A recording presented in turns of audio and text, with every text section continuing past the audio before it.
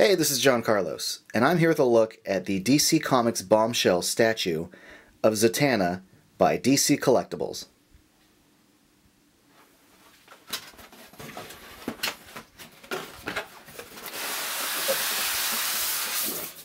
The two halves of the styrofoam say bottom and top, so make sure that the top is obviously on top.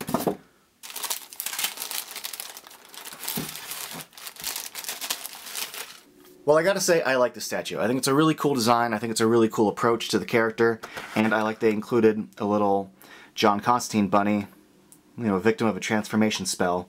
And I like he's got the cigarette in his mouth and the tie, so you still just look at it and go, oh, that's totally John Constantine. But as far as the entire statue goes, not just, you know, the base, and the overall concept of including, you know, transformation and magic, I like the fact that they've kind of designed the character into this bombshell style so that she does still retain like a pin-up quality to her outfit with the corset and the gloves and you know, the leggings and all that.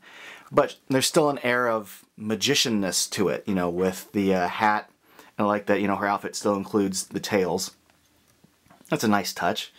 So overall, design-wise, I like how this turned out. Now let's go in for a closer look for some of the details of it. If you're unfamiliar with DC Bombshells, they take classic DC characters and they reinterpret them with different pinup styles. And I think the way they've interpreted Zatanna here, as far as like the cut of her hair and the bangs and the way it's like styled on the sides there, those two like sort of back swept curl things, whatever you want to call it, the way it's styled is really, really cool. I think as far as like choices go for style and hairstyles and all that, this is just a great looking statue. I like little modern flourishes like the piercing on her eyebrow. But the actual design of her face, the size of her eyes and all that, it's a good looking head. She's also got this fun little hat on top. The one that I got actually has pretty decent paint on the eyes. There have been a lot of quality control issues with DC Collectibles statues, in my opinion, in the last, you know, year or so. Like, paint's been really inconsistent, and there are a few things to be on the lookout with this, which we'll get to in a bit.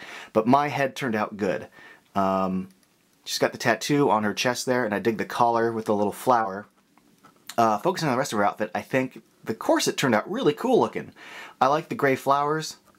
I like the little white connector thingies there, and I think that just that little hint of burgundy on the gloves looks really cool. That burgundy is featured, maybe it's more purple, but it's featured throughout the statue. But just the texturing on the side of her corset, and the fact that it, you know, kind of laces up in the back and leads to the tails is really cool. I think taking the corset and turning it into part magician's coat in the back was a really, really nice touch. Then you could just see here the rest of her outfit, including the purple on the inside of the tails. And there is like a little bit of texturing back there, so that's really cool. That it could have just been painted one smooth surface, but it's little things like that. Those little, you know, attention to details that I appreciate. And speaking of details, I really like the way they handle the Constantine rabbit. You know, from the expression on his face and the cigarette to the texture on his wabbit fur. I think the way the tie bends and has like little, you know, creases in the material there. Some really good work was done here, and the paint's pretty good. Like the eyes look good. I like his mouth. Speaking of paint, I want to give you guys a closer look at the paint details on this figure, including the lines of her leggings, which are pretty strong. They're all pretty clean, including the seam going up the back. And the way they kind of have these little bows at the back. It's a little gloppy there, but it's in the back, so you probably aren't going to notice. Also, the lines for her, the roping at the back of her corset are pretty thick. But the overall, you know, skin on her back is pretty smooth and clean. The corset, at least on the front, is pretty well done. Again, not only is there like a gray kind of base, but there's like a darker gray that went over it, so it kind of creates a wash effect mixed with the black. I think they did a good job with that. Now, focusing on some of the paint inconsistencies, I got to look at a bunch of these when I was at Corner Store Comics, and luckily I got to pick the best one. And this one, you can see right above her leggings line has a little bit of like darker, almost orange paint where her skin is. And I saw some where there was skin paint on her her white chonies.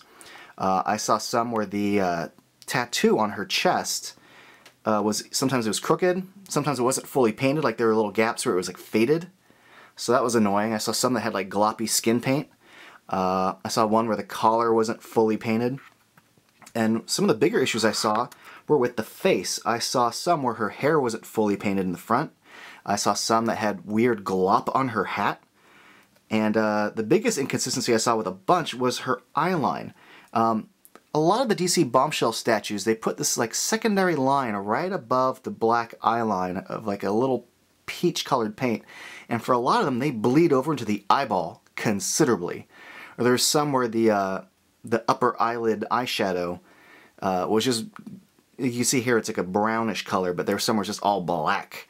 So be on the lookout if you can for that.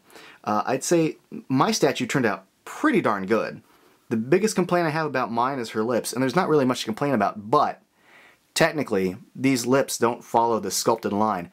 Every other statue, her lips are actually a little thinner, and these, the little dark burgundy outline of the lips is really heavy.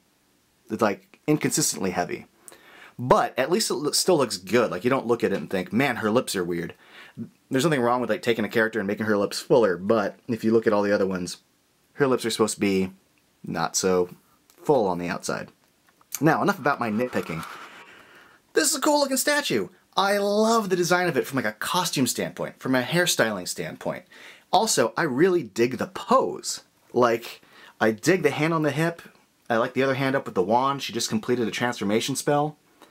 It's really, really cool. The overall dimensions of her, the way she's like shaped as far as like shoulders and hips and, you know, her head and her hairstyle, her makeup, it's all very, very cool looking.